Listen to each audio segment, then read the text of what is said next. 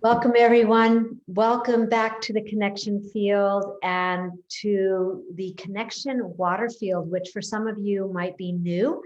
And we're building this field of focus in 2021 on world water and the upliftment of the world water law. And as part of that, Malini Rajendran is here with myself and others to bring forth this second episode of the origin stories of the rivers and lakes. And so with that, we invite you to come join us in the Zoom room. If you'd like, that's connectionfielddigest.org.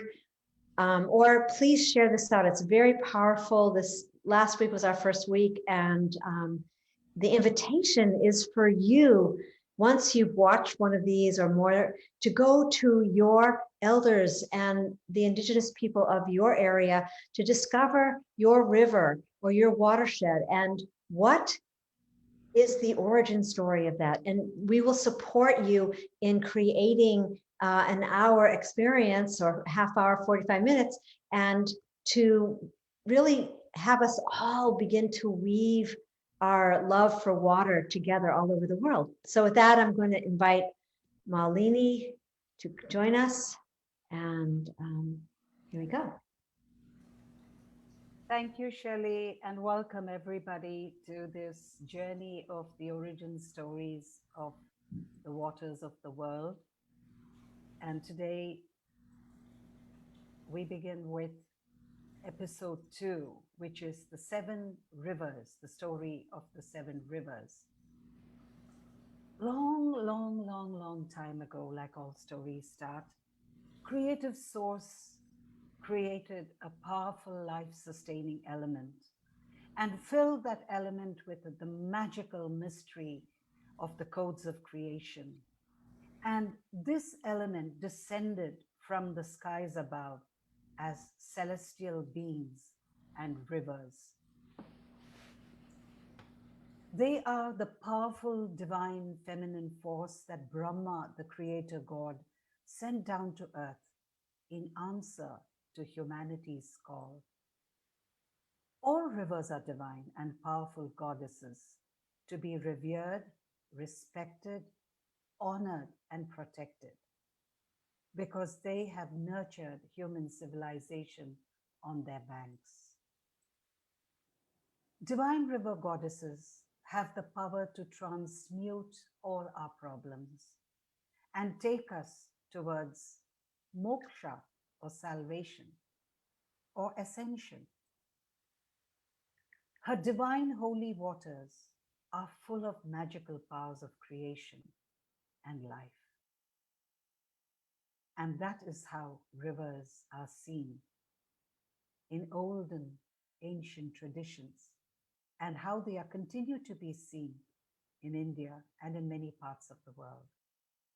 The story of rivers of the world began 200 million years ago when all land masses were connected, and which is why across so many continents we find legends and stories that are similar. We find cultural artifacts that resonate and reflect one another's cultures.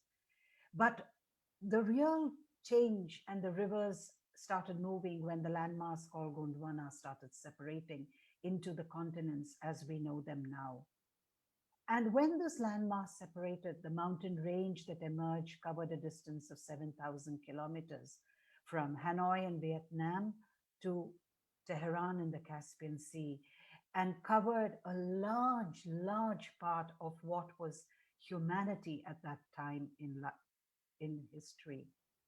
And then 18,000 years ago, while a great ice age descended on the northern and western part of the world, the mountain range that emerged from this movement of the continents created a barrier where to the south and the southeast of this mountain range, life flourished. But this mountain range also became the storehouse of the great water tanks through the ices and the glaciers that it captured. And these ices and glacier formations flowed down as rivers, sustaining and nourishing civilizations as they went along on their banks. So, going back to Earth's antiquity, in the Vedic texts, there have been geographical horizons speaking of oceans, rivers, mountains, and deserts, but they have always talked about 8 summits of Earth, 3 shores of desert regions, and 7 rivers. So, from here begins the story of the 7 rivers. In the previous episode, we saw the story of the mighty river Saraswati, which 6,000 years ago changed its course, or from it's one of its tributaries changed its course because of a seismic event that moved the plates. And again, 4,000 years after that, it moved the Shivalik range, and another river which fed this mighty river shifted and turned and moved the other way. And what happened was, slowly this river dried up over a period of time and left a desert in its plains, and lots of civilization, powerful, wonderful civilizations were lost in the process. But then the seasons came and went, and the ice melted, and 7 great rivers flowed down again, this time west of the Saraswati. And this is where the journey of the 7 rivers began. As celestial daughters of the great mountain king of the Himalayas, Himavan, they carried with them the gifts of precious metals, enriching the lands and nourishing the lives of the people along the way. Legend has it that Vritra, which means enveloper, was a powerful Vedic serpent dragon demon, and he went around imprisoning the waters of the rivers of the world in the 99 fortresses that he built along that mountain range. And in a very big cave, he also captured and enslaved the cattle within, causing huge drought and famine to all the people in the region. Then the people prayed to Indra, the god of the king of the heavens. He was the god of lightning, thunder, storms, rain, rivers, and war. And after the people prayed and prayed to him, he came down on earth, and in a great, long, and fierce battle, he destroys Vritra and his deceiving forces and liberates the rivers, bringing prosperity to the lands. So, this is how the land of the 5 rivers and the 6 rivers emerged. But we call them the story of the 7 rivers because the 5 rivers, and then which converge into the great Sindhu River here, forms what is the 7 river system of the Indian subcontinent. So the first river we will look at moving from east to west is the Satluj. Then we look at Bias. Then we look at Ravi. Then we go and see the story of Chenab.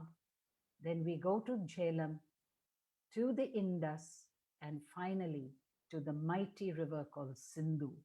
The word Sindhu means that which is as large and overflowing as the ocean. Ab in almost most languages means water, and Panj means 5. And that is why Punjab is called the land of the 5 rivers. So let's start with River 1, the first river to the east, which was the Bias River. In Sanskrit, this river was called Vipasha. Vipasha River was also known as Saraswati in the old days. Vipasha means that which is unfettered. There is a story that says Rishi Vashishta, who was the grandfather of Vyasa, the man, the sage who wrote the Mahabharata and the hymns of the Mahabharata, decided to give up his life and wanted to jump from a hillock overlooking this river. This was a rocky riverbed, flowing and fast, and would have killed him. And he said, "It is time for me to sacrifice my soul." And he jumped. But miraculously, the river turned into a beautiful soft sand bed and saved him. Because of this, the great sage decided to spend many years of his life on the banks of this river. And this river is also called Vashishta. In the village here, we also find a beautiful temple of this sage called Vashishta Brahmareshi temple. The Beas River has an amazing history. It marks the easternmost border of Alexander the Great's conquest. It was one of the rivers beyond which his army refused to go any further. His troops had been away from home for 8 years, and on the banks of this river, they mutinied. Alexander shut himself in his tent for 3 days, and when his men did not change their thoughts and did not agree to go forward any further, he decided to return back from the banks of this river and go no further into conquering the lands ahead. And before he left, he raised 12 colossal altars to mark the limit and glory of his expedition. So rivers have carried the stories of legends of times, the histories of man, and all that has happened on their shores, in their waters, all over the world. This river rises in the Himalayas, in the central Himalayan plain, and it travels some 470 kilometers. It has a huge drainage basin of 7,839 square miles. And in 2017, this river was home to a very tiny isolated population of a unique form of dolphins called the Indus Dolphins. But then this beautiful daughter of the Himalayas was assaulted by pollution when molasses from a sugar mill situated on its shores of the Afghana village in Gurdaspur was illegally released into the waters. Countless number of fish and other aquatic animals were found dead in this beautiful flowing Beas River. Even to this day, the locals tell of how the color of the river changed to rust brown and dead fishes were floating in the river. And I'm sure that this real life incident in years to come will become the story of a legend, telling children how a great demon came and unleashed poison in the rivers and how the rivers had to be saved. Let's move westward to the next river, the river Satluj. The Satluj River is also called Chatudri Nadi or Shatadri. This is an amazing river because it finds its beginning in an unusual lake called the Rakshasa Lake in Tibet in the Himalayas. And it flows all the way down till it comes and joins the Indus River here. Now, this lake is an amazing lake. It has an amazing story behind it. Rakshasthal literally means the lake of the demon. It is also known as the lake of Ravana, the demon king, who in the Ramayana abducts Sita and runs away. But Ravana was actually a very greatly talented being. And he decides to, in the middle of this lake, excuse me, perform severe penance. This lake, he creates this lake at the base of the river, of the mountain Kailash, where Shiva is seated. And he prays to Shiva, saying, "Give me supernatural powers." But it is a barren land. Nothing grows there. And he has to make an offering every day.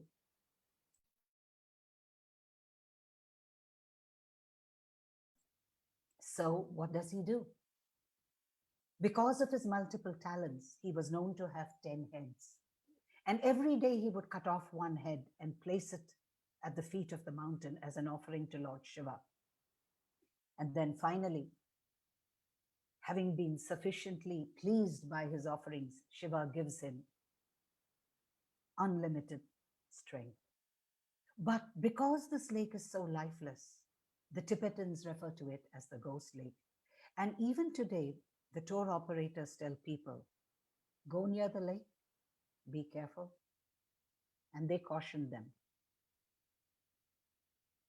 So Rakshasthal, in fact, is an amazing place. It covers a total area. It's a huge lake. And although it is absent, there's no grassland, nothing grows, but the beauty and the color of the white cobblestones and the red soil and the beautiful deep blue lake presents one of the most amazing picturesque scenes anybody could imagine. And then this river flows, the river Sutlej flows first northwest west for about 260 kilometers through Tibet, where it is known as Langchen Zanpo, the Elephant River or the Elephant Spring. In ancient times, the Zhangzhung civilization covered the whole of western Tibet. They were, in fact, a vast civilization, and they built what towering palaces in the upper Sutlej Valley, which they call the Garuda Valley. And these are called the Kalyan Ruins, and I'm told they can be found even now to the southwest of Mount Kailash. But now this valley is inhabited by nomadic descendants of the Zhangzhung clan, and they live in tiny, tiny villages. But the thing about the Sutlej River is that it was one of the main mediums of transportations right through history for transporting wood and other materials from the east into the west.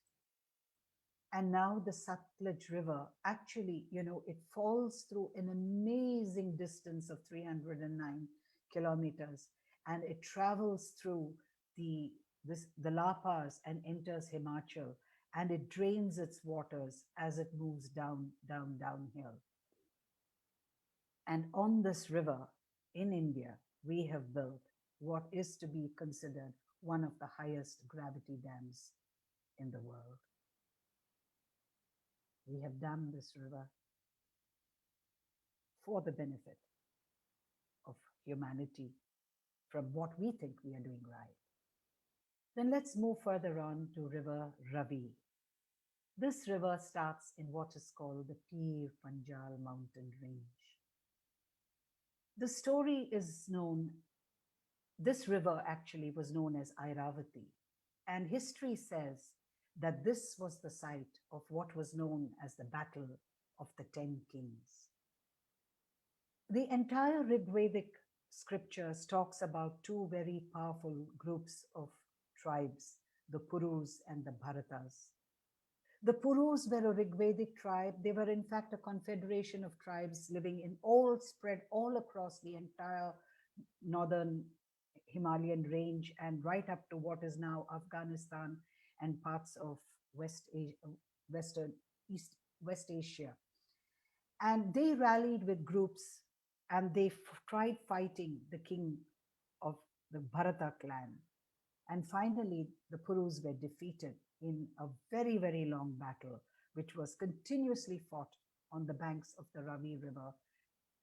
And India, after that, was known as Bharat because the victorious kings and the sons of the king Bharata spread far and wide and spread their reign and their kingdom all over the land. Now, this is an amazing river because this is a satellite image of the entire glacier from which the two rivers separate, where the Sutlej and the Ravi separates. And this river starts at an elevation of 14,000 feet. It is a perennial river that is fed by constantly melting snow and travels all the way down till it empties its waters through the Indus River into the Arabian Sea. This river actually has a very interesting structure. It drains a total catchment area of 5,576 square miles, but it also flows between two ranges, the Pir Panjal and the Dhaulatdar range, creating a very unique ecosystem through the triangle that is formed through these ranges.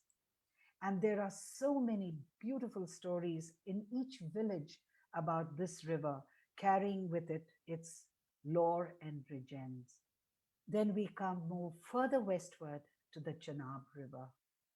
This river was actually made by the confluence of two rivers, the Chandra and the Banga, and that is why it was called the Chenab.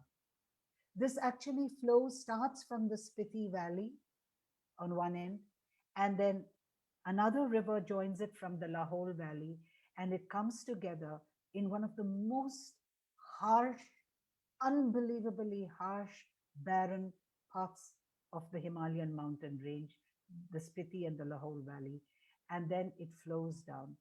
In ancient times, this river was called Ashkini, and it is repeatedly found mention of this river in ancient Greek lore, and all the Greek historians and the Greek scriptures and the Greek texts have referred to this river in various forms.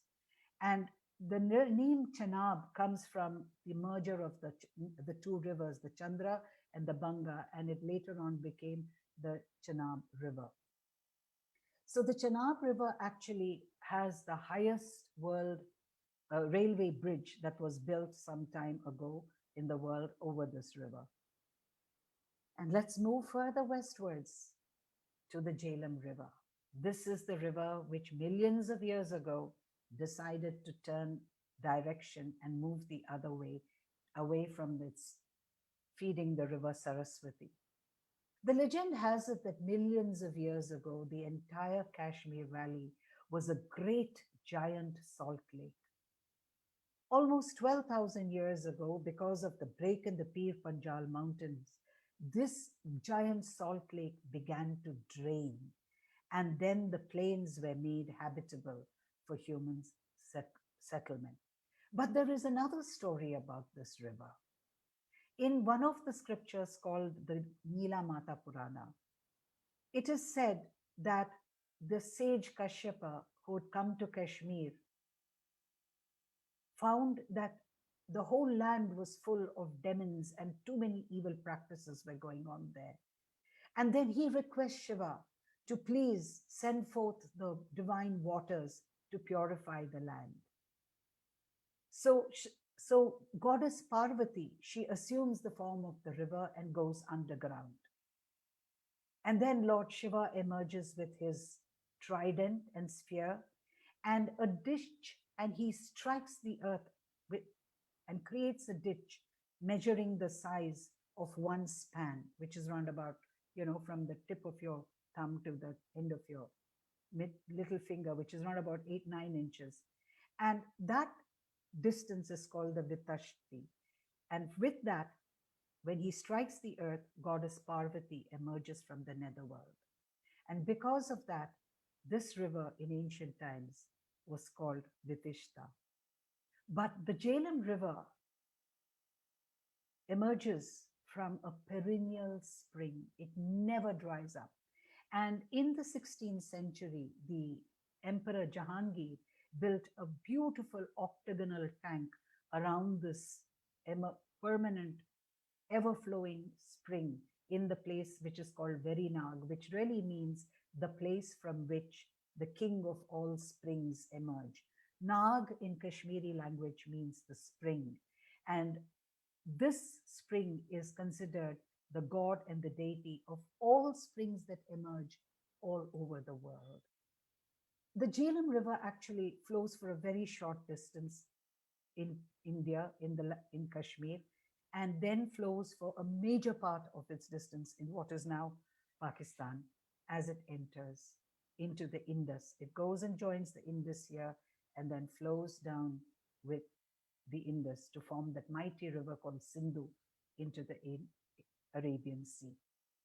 Now we come to the sixth river, which is more of a river system, the Indus River. This river, since the beginning of time, has been known as the transboundary Himalayan river of South Asia. Reference to this river is found in every scripture you can find in the world. Even in the ancient South American lore and texts, there is mention to this river, the famous Indus River.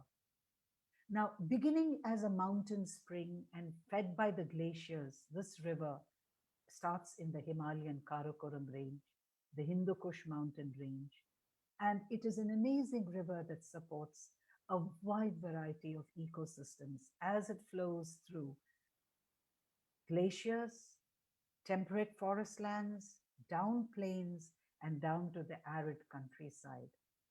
This river is such a huge river. It has a huge drainage area. And it is said that when its estimated annual flow is twice that of the Nile and 3 times that of the Tigris and the Euphrates rivers combined, making it one of the largest rivers in the world in terms of annual water flow. This river starts with the confluence of the Indus and the Zanskar River from Tibet and Leh, and then it flows down through the land of Leh, and then it enters into the delta. Now, having moved down the rivers, we move down to this amazing Indus River delta system. And these are satellite images of this vast delta system that one can see from the sky. It is one of the few delta systems, like the Great Wall of China, one of the few geographical structures, entities that is actually visible from outer space. And you can see here that industrialization and pollution and human habitation building on different parts of this river has completely destroyed this river. And because the stories and lores of the rivers were kept alive in Indian culture, there has been some level, even though we pollute our rivers a lot, there's been some level of respect and honor.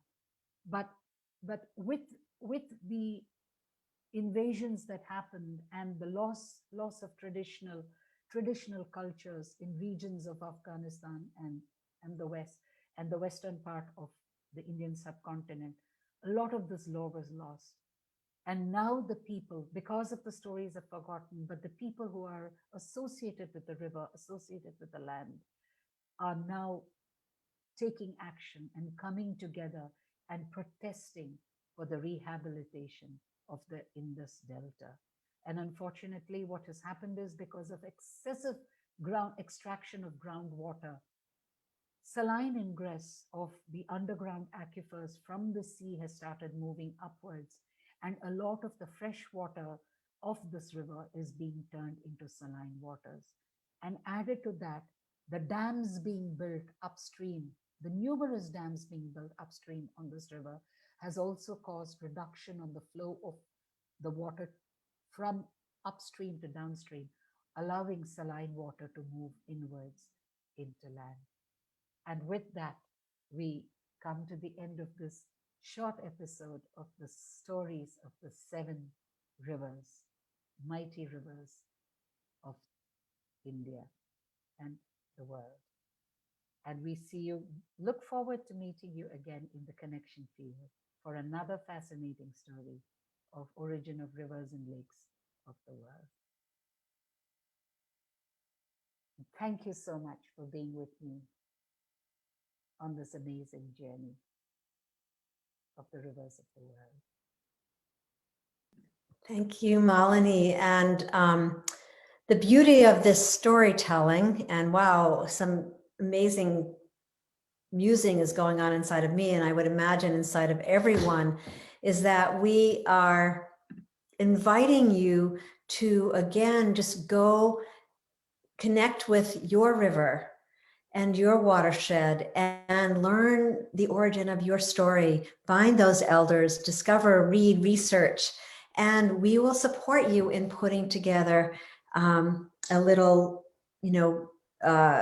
portrait of your river so that we can all learn about it. So you don't have to feel like you're alone and I don't know how to do this, but just find out that information, and then you can send it to support@goodofthewhole.com, or find myself, Shelley Darling, or Malini Rajendran, and we will support you in creating a story that can be told here over the next, as a total of 52 weeks.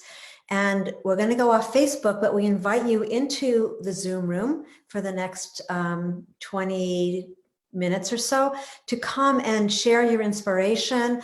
Talk to us, talk to the people here. There's some beautiful group here, and allow us to meet each other inside of this connection water field. And if you don't have the direct link, you can get it from going to connectionfield.com. connectionfielddigest.org. And that specifically gives you the direct link into the Zoom room. So we're here. And also into the connection field as a whole. Every offering is that link, and you'll receive the once a week digest that lets you know of what's the upcoming ceremonies and offerings that are happening here. And it's all about love, and it's all about the heart. So that's what we're all about. So thank you for joining us in Facebook, and we look forward. Come on, pop in with us, and we'll be here next Friday with another story. Thank you, Malini.